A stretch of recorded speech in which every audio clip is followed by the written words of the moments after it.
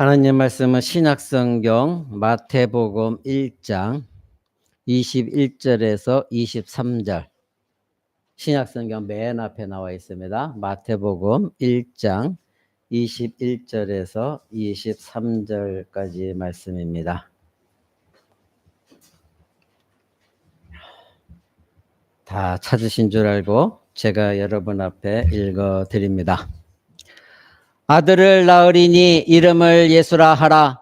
이는 그가 자기 백성을 저희 죄에서 구원할 자이심이라 하니라. 이 모든 일에 된 것은 주께서 선지자로 하신 말씀을 이루려 하심이니, 가라사대 보라, 처녀가 잉태하여 아들을 낳을 것이요 그 이름을 임마누엘이라 하리라 하셨으니, 이를 번역한즉 하나님이 우리와 함께 계시다 함이라. 아멘.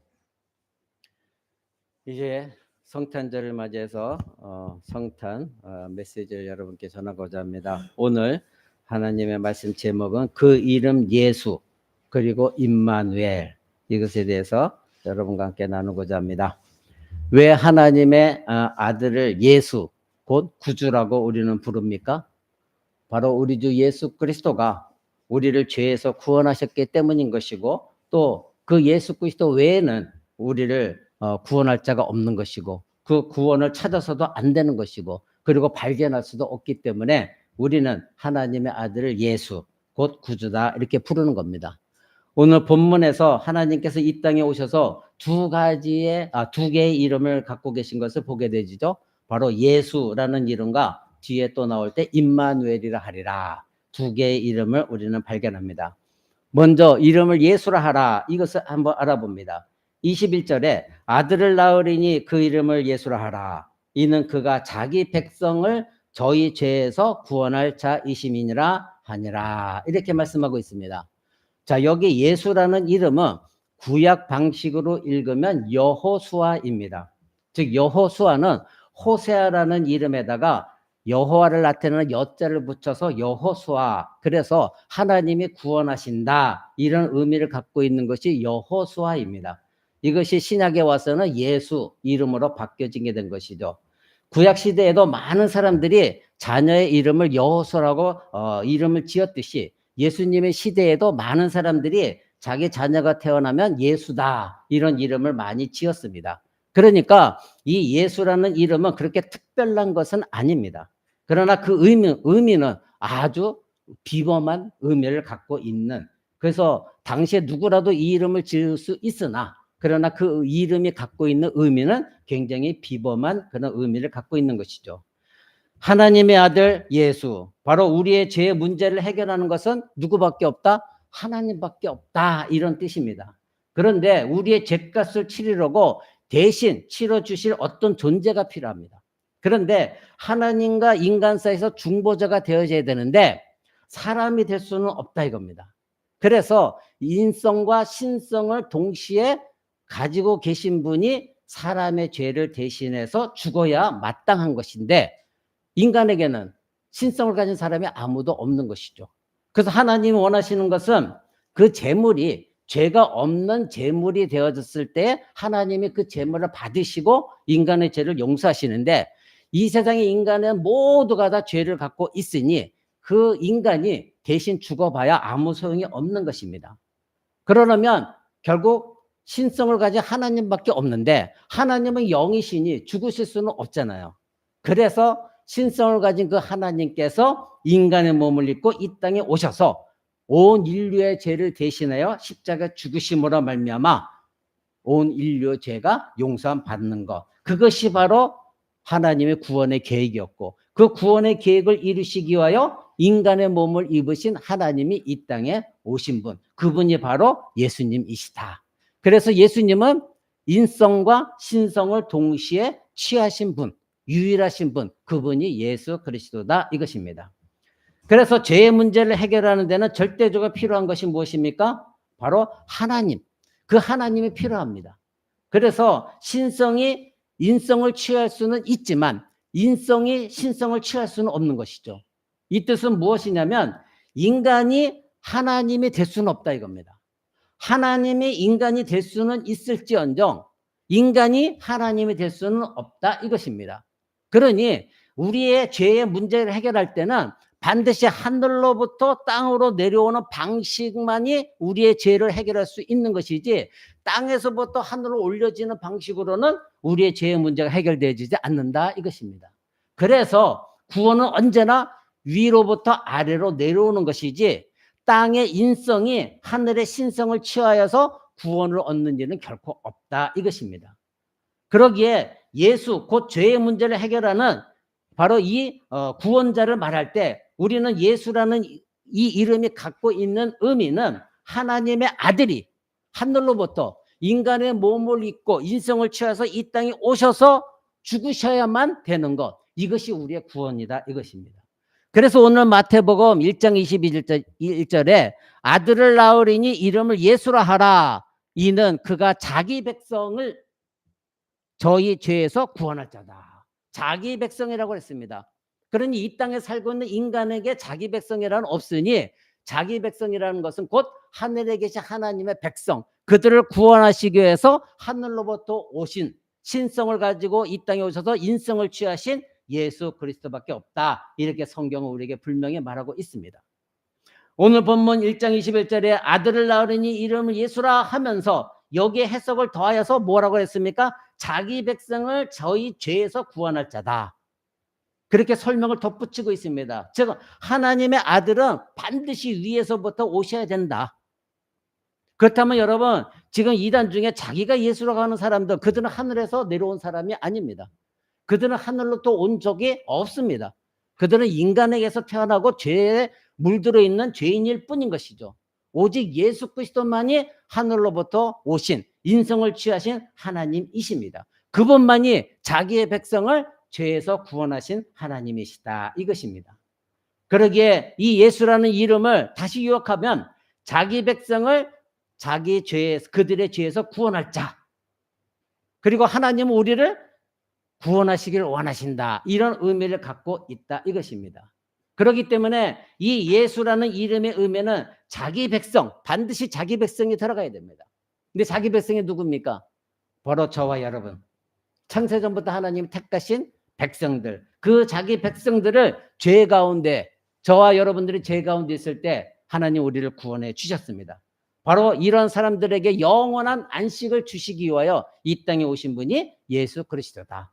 그래서 사도 베드로는 성령에 충만해서 사도행전에 이미 여러분들이 알아보신 대로 사도행전 4장 12절에 이런 고백을 하죠.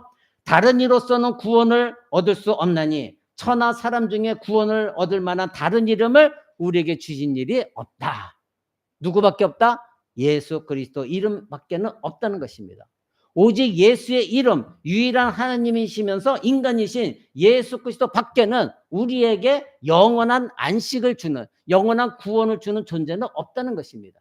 오직 예수 그리스도만이 죽기 위해서 하늘로부터 이 땅에 오신, 즉 하나님이신 그분이 인성을 취하시고 이 땅에 오신 하나님이시다. 그분만이 인성과 신성이 연합되어진 그분이 바로 그리스도시다. 그래서 베드로는 다른 이로서는 구원을 얻을 수 없다, 이렇게 강력하게 외친 것입니다. 이 세상에 예수 이름 외에는 그 어떤 이름도 우리를 구원할 이름이 없다, 이렇게 말하고 있는 것이죠. 그래서 두 번째 우리가 알아봐야 될 것은 영원한 안식을 주는 예수님이십니다. 21절에 아들을 낳으리니 이름을 예수라 하라. 그가 자기 백성을 구원하신다. 이것을 좀 더 세밀하게 보면 예수라는 이름은 어떤 상황 속에서 주어졌는가, 우리는 이것을 봐야 됩니다. 여러분, 우리가 이 말씀을 읽기 앞에서 그 앞에 16절 한번 보시죠. 1장 16절에 야곱은 마리아의 남편 요셉을 낳았으니 마리아에게서 그리스도라 칭하는 예수가 나시니라. 이렇게 16절은 미리 말하고 있습니다. 그러니까 16절에 그리스도라 칭하시는 예수가 난다, 이런 말씀이 나오는데 1장 1절부터 16절까지는 예수님의 계보, 예수님의 족보를 소개하고 있어요. 그래서 예수님이 어떻게 이 땅에 태어나셨는가 족보를 소개한 뒤에 마지막에 그리스도라 칭하시는 예수가 나셨다, 이렇게 1장 1절부터 16절까지 말씀하고 있는 것입니다. 그런데요, 17절을 한번 보십시오. 그런즉 모든 대수가 아브라함으로부터 다윗까지 연례되어 다윗부터 바벨론으로 이거할 때까지 연례되어 바벨론으로 이거한 후부터 그리스도까지 14대더라. 이거는 14대라는 얘기죠. 그러니까 마태복음의 이 족보는 예수님의 조상들 그 이름을 전부 다 기록한 것은 결코 아닙니다. 몇 명이 빠졌어요. 그래서 14대씩 14대씩 이렇게 나누어진 것을 보게 되어집니다. 일부러 14대를 맞추어서 기록하고 있다는 것을 우리는 보게 되어지죠. 자, 아브라함부터 다윗까지 14대 이것을 맞추고 있고, 다윗부터 바벨론 포로가 끌려갈 때까지 예수님의 조상의 14대를 말하고 있습니다. 그리고 포로에서 다시 예루살렘으로 돌아온 이후 예수님이 탄생하실 때까지 14대의 조상을 기록하고 있는 것입니다. 자, 그러면 여기서 왜 14대씩 맞추었을까요? 그 사이에 몇 명이 빠졌거든요. 근데 이제 마태복음이 기록한 것은 왜 14대씩 이렇게 끊어서 얘기를 했을까? 꼭 14대까지 맞춘 이유가 무엇이냐 이거죠. 오늘 지금 우리가 1장 1절부터 16절까지 안 읽었으나 그 1장 1절부터 16절까지는 14대씩 세 부분으로 나누어지고 있거든요. 그러면 14대씩 세 부분이라고 하는 것은 7세대씩 7대씩 6과 같은 것이죠. 근데 이미 여러분 제가 여러분에 알려드린 대로 구약 성경에는 희년이라는 해가 있습니다. 7년이 지나면 희년이 돌아옵니다. 그래서 노예도 7년이 지나면 해방시켜주는 해가 7년 지난 다음에 8년째입니다. 그리고 땅도 묵은 땅이 7년 동안 사용했으면 1년을 쉬게 하나님이 하셨어요. 그래서 이 7년이 지나면 희년이라고 해서 해방의 날이 오게 되어지는 겁니다. 회복의 날. 자, 그러면 여러분들이 이 구약적인 사고방식을 가지고 이 마태복음 1장 1절부터 기록되어 있는 족보를 봐야 돼요. 왜 하나님께서 이 마태복음을 기록하게 하셨고, 그리고 마태복음은 왜 이런 족보 이야기가 7대씩 끊어서 14대씩 끊어서 나왔는가?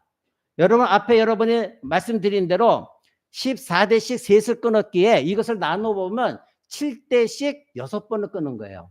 그러면 7대씩 6번 뒤에 예수님이 오신 거거든요. 그 얘기는 뭐냐면 7대씩 7번째 희년 때에 예수님이 오셨다는 거예요. 그러면 그 희년 때 예수님이 오셨다는 건 무엇입니까?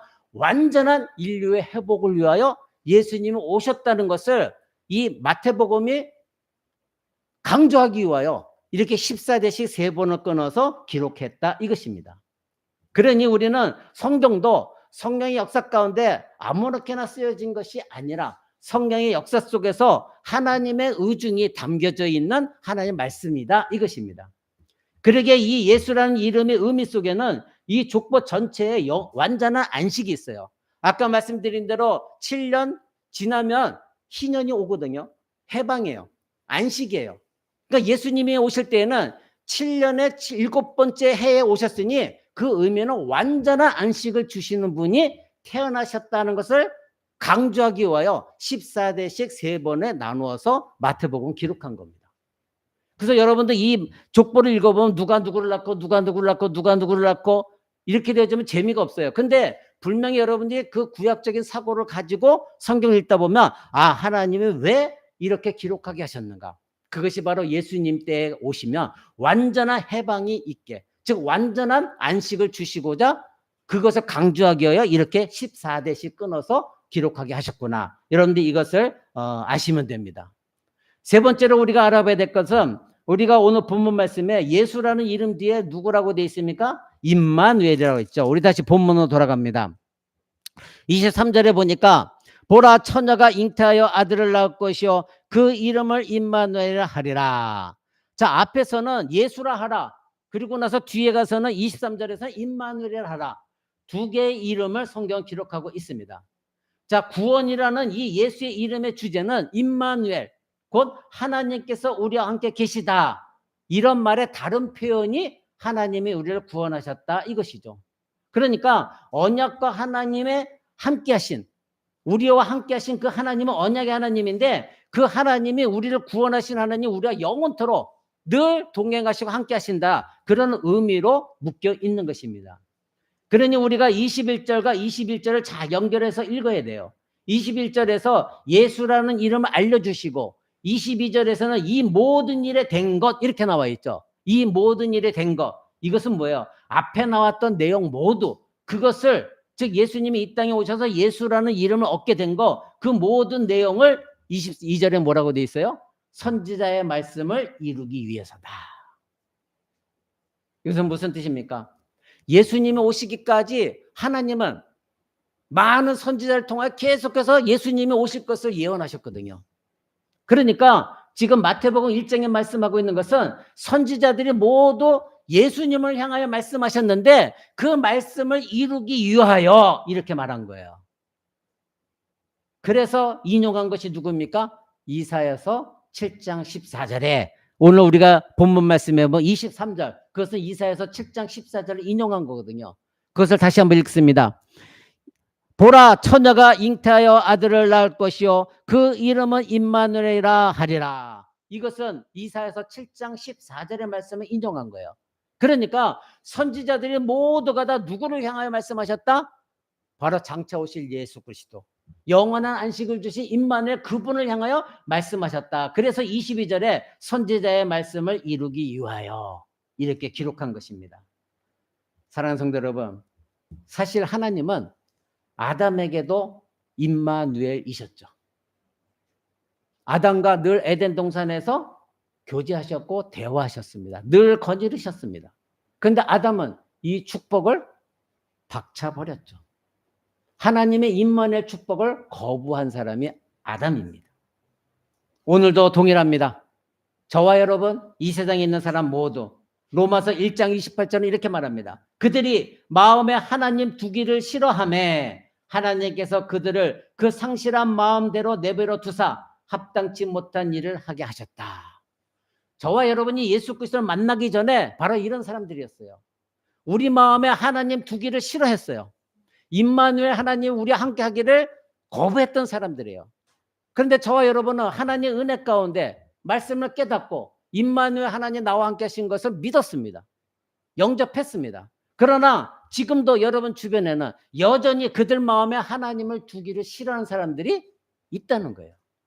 임마누엘 하나님은 우리와 함께 하기를 원하시는데 그 하나님을 거부하는 사람들이 지금도 이 세상에 존재한다 이겁니다. 그러므로 임마누엘은 하나님이 우리와 함께 계시기를 원하신다. 그리고 하나님은 우리 안에 하나님의 거처로 삼으시기를 원하신다. 이런 의미를 갖고 있는 것입니다. 하나님은 하늘에 계시는 우리가 범접할 수 없는 높고 높은 지존자이시지만 그러나 이렇게 낮고 천한 우리들과 하나가 되기를 원하시는 분, 그분이 곧 하나님이시다 이것입니다. 우리는 이 땅에 오신 성육신 하나님이 임마누엘이라는 이 이름을 가지신 것, 이것을 분명히 어떤 의미인가? 이것을 우리는 발견해야 됩니다. 여러분은 임마누엘 그 하나님을 진정 믿고 있습니까?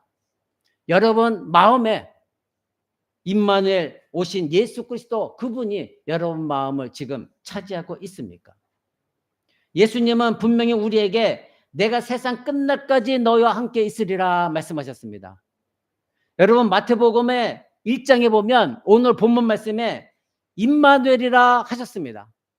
처녀가 아들을 낳으리니 그 이름은 임마누엘이라. 그 임마누엘 뜻이 뭐라고요? 하나님이 우리와 함께 하신다. 그런데 마태복음 맨 마지막 28장 20절에 보면 하나님이 예수님이 또 똑같은 말씀하십니다.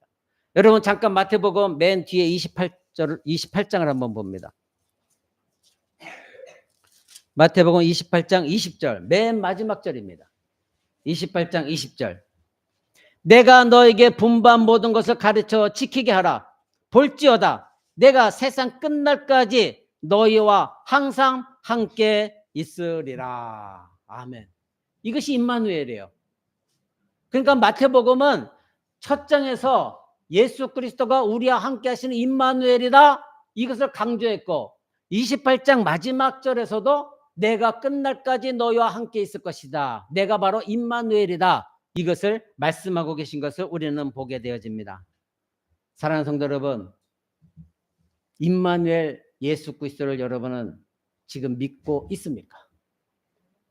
성육신하신 바로 그분이 우리와 함께 계신다는 것을 그 말씀을 이루기 위해 이 땅에 오셨습니다. 그리고 지금도 지속적으로 여러분과 함께 하고 계십니다. 그러기에 여러분은 참으로 임마누엘로 오신 그 예수 그리스도를 붙들고 그 예수님이 내 안에 계시는 이 모든 것들이 여러분에게는 영원한 사건이 되어져야 돼요. 일시적으로 잠시 왔다 사라지신 예수 그리스도가 아니라 지금도 영원토록 내 안에 계신 놀라운 역사적인 사건, 위대한 사건, 이것이 영원한 사건으로 여러분 안에 남아져 있어야 됩니다. 그럴 때에 예수님이 아까 마태복음 28장 마지막 절에 볼지어다 내가 세상 끝날까지 너희와 항상 함께 있으리라. 내가 임마누엘이다. 이 신앙이 여러분에게 적용되어지는 것입니다. 사랑하는 성도 여러분, 여러분은 하나님은 나의 피난처시다. 이런 말을 많이 하고 있죠. 많은 사람들이 그런 고백하고 있습니다. 전쟁이 휘몰아치고 풍랑이 거센 그 파도 가운데서도 참 신자가 평안을 누리는 이유는 무엇입니까? 바로 하나님이 나의 피난처가 되시기 때문 아닙니까?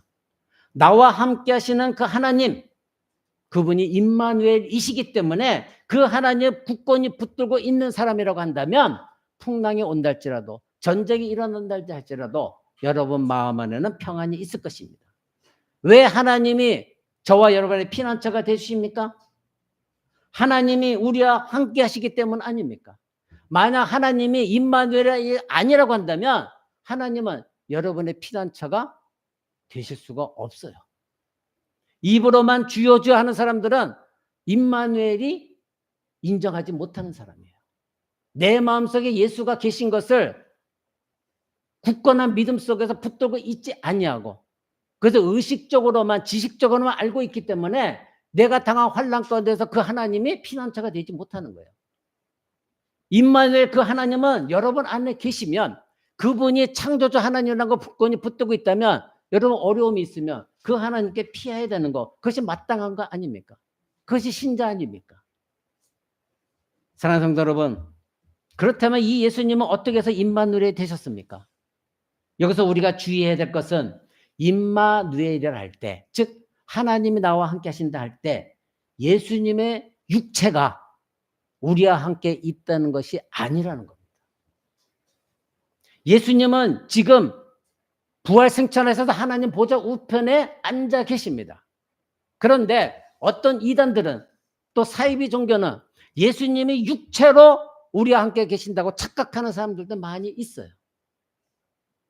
여러분 구약성경 에레미야서 31장 보면 이런 말씀이 나옵니다. 그날 후에 내가 이스라엘 집에 세울 언약은 이러하니 곧 내가 나의 법을 그들의 속에 두며 그 마음에 기록하여 나는 그들의 하나님이 되고 그들은 내 백성이 될 것이다. 이것은 새 언약을 말하고 있거든요.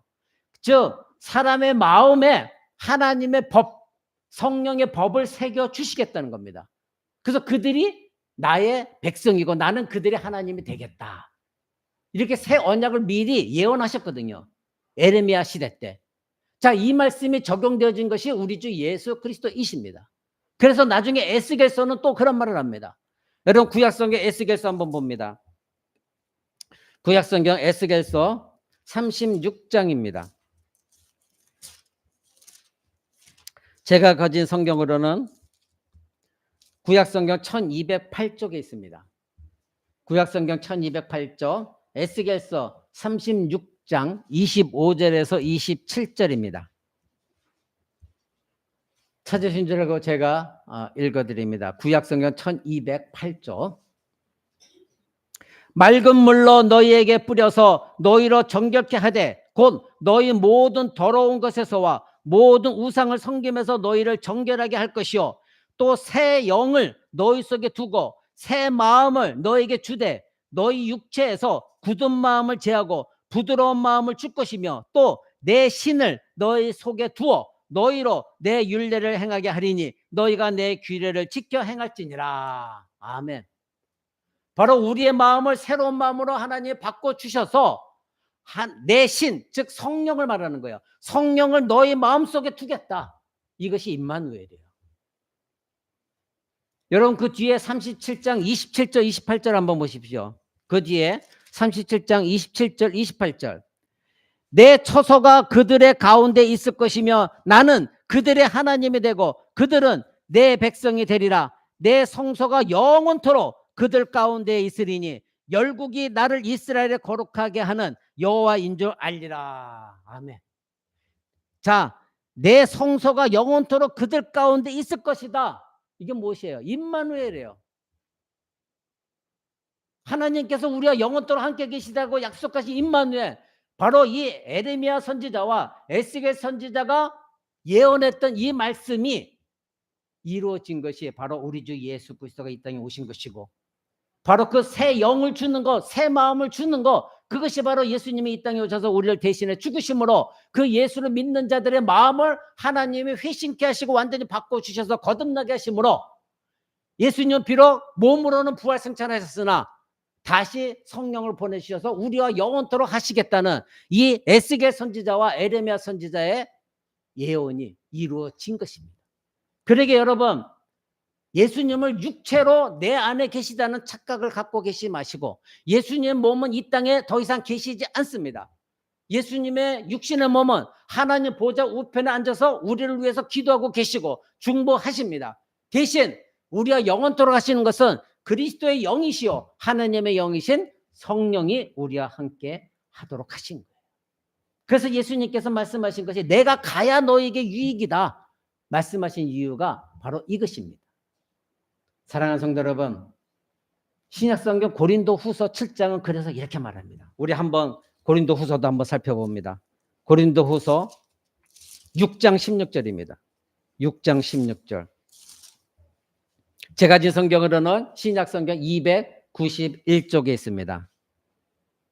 고린도후서 6장 16절. 제가 읽어드립니다.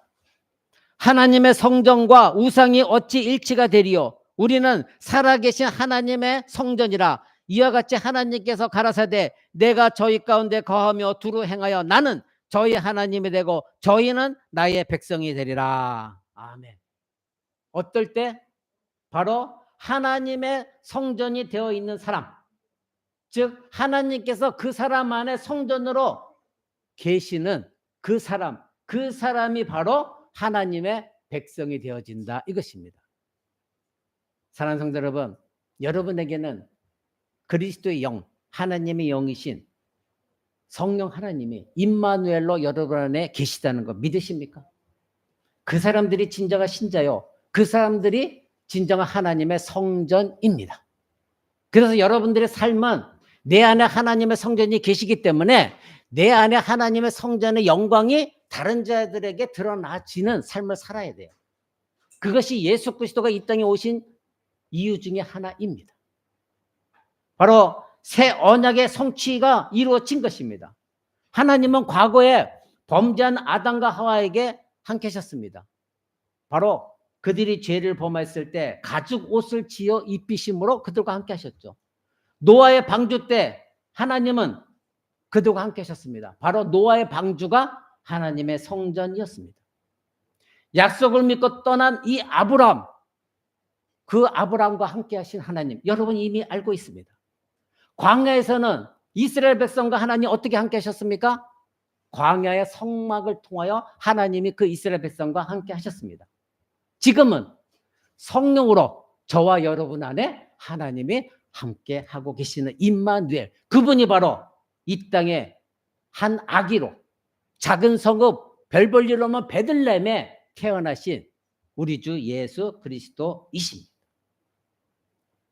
예수님께서 몸을 입고 이 땅에 오신 것은 아주 중요한 일입니다. 그러나 진정한 임마누엘, 즉 영원토록 우리와 함께 하시는 임마누엘은 성령께서 내주하시는 일을 통해서만이 온전해지는 거예요.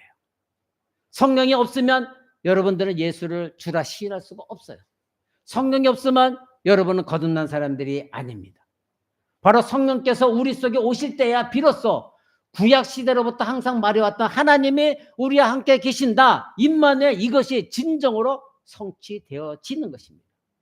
그래서 하나님의 백성들이 살아계신 하나님의 성전이 되는 것, 이것은 하나님의 구원 계획 속에 반드시 있었던 거예요. 그래서 그것이 하나님의 성전이 임한 성도들이 모인 곳이, 그곳이 교회예요. 그것이 교회예요. 우리는 교회 그러면 건물만 자꾸 생각하는데 그것이 교회가 아니라 이와 같이 하나님의 성전이 모인 곳 그 자체가 바로 교회라는 거, 여러분 이것을 잊지 마시기 바랍니다. 예수님의 마지막 사역은 무엇이었습니까? 승천하심이었습니다. 그렇다면 여러분, 왜 예수님께서 내가 떠나는 것이 너에게 유익이다, 왜 이 말씀하셨을까요? 내가 가야 성령님이 오시기 때문에 그런 것입니다. 예수님이 떠나시지 않으셨다면 성령님은 오시지 않았을 것입니다. 그러나 예수님은 몸으로서 부활승천하시고 이제는 영원토록 누구에게나 동시에 누구에게나 함께 있으시기 위하여 하나님의 영을 부어주셨기 때문에 지금 이 자리에 있는 저와 여러분 모두에게 성령님이 동시에 존재하고 계시는 것입니다. 그분이 바로 임마누엘이십니다. 예수님이 떠나시지 않았다면 저와 여러분 안에 동시에 하나님이 임마누엘로 계시지는 않으실 것입니다. 예수님이 떠나시고 성령님을 보내주셨기 때문에 임마누엘은 가능한 것입니다. 말씀이 육신이 되어 이 땅에 오셨습니다. 하나님의 아들께서 우리 죄를 짊어지고 죽으시기 위해 이 땅에 오셨습니다. 바로 그 뜻은 마태복음 1장 21절에 있었던 자기 백성을 죄에서 구원하실 자, 동시에 하나님이 함께 하시는 임마누엘, 이것을 이루시기 위해 예수님은 이 땅에 오신 것입니다.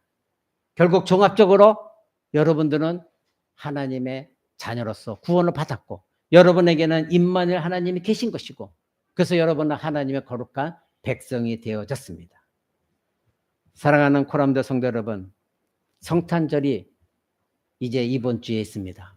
세상 사람들은 흥청망청 그 성탄절을 즐기고 있으나 지난 몇 주 동안 여러분이 들으신 그대로 예수님은 한 아기로 모든 정사와 권세를 가졌으나 한 아기로 말구유에 보잘것없는 작은 성읍인 베들레헴에, 예루살렘이 아니라 베들레헴에 조용히 오셨습니다. 냄새나는 말구유에 태어나셨습니다. 그것도 하나님께서 알리셔서 처음으로 예수 그리스도를 경배한 사람들은 유대인들이 아니었습니다. 이방인들, 유대인들이 생각할 때 개, 돼지 취급하는 이방인들, 동방 박사들이 예수님을 경배하러 왔고 별 볼 일 없는 직업을 가지고 있었던 들판의 목자들에게 천사들이 나타나셔서 예수님을 경배하게 하셨습니다. 이 뜻은 무엇입니까? 성탄절을 맞이하여 큰 교회에서는 엄청난 큰 트리를 만들고 축제를 벌이고 선물을 나눠주고 하지만 예수님은 그런 것 때문에 오신 것이 아니라는 거. 그래서 이 교회 안에서부터 자본주의적인 생각 버려야 됩니다. 물질 중심적인 생각 버려야 됩니다. 거룩함이 회복되어져야 됩니다. 예수님이 이 땅에 왜 그렇게 소박하게 오셨는가를 분명히 알아야 됩니다. 가장 중요한 건 선물이 아니요. 가장 중요한 거는 캐롤송이 아니요. 가장 중요한 건 성탄 트리가 아니요. 가장 중요한 것은 축제가 아니라 임마누엘, 우리를 죄를 구원하시고 자기 백성 삼아주시기 오신 예수 그리스도, 그분이 중요한 겁니다. 그분이 오늘 말씀 그대로 우리의 피난처가 되시기 위하여 우리를 구원하시기 위하여 이 땅에 오신 바로 예수 그리스도라는 것, 이것을 여러분들의 가슴속에 새기셔야 됩니다. 그런데 그 예수 그리스도는 더 이상 육체적으로 여러분이 찾지 마시고 바로 영이신 예수 그리스도의 영이신 성령께서 우리 안에 성전으로 거처를 거하고 계시다는 것, 이것 또한 여러분이 붙드시고 계셔야 됩니다.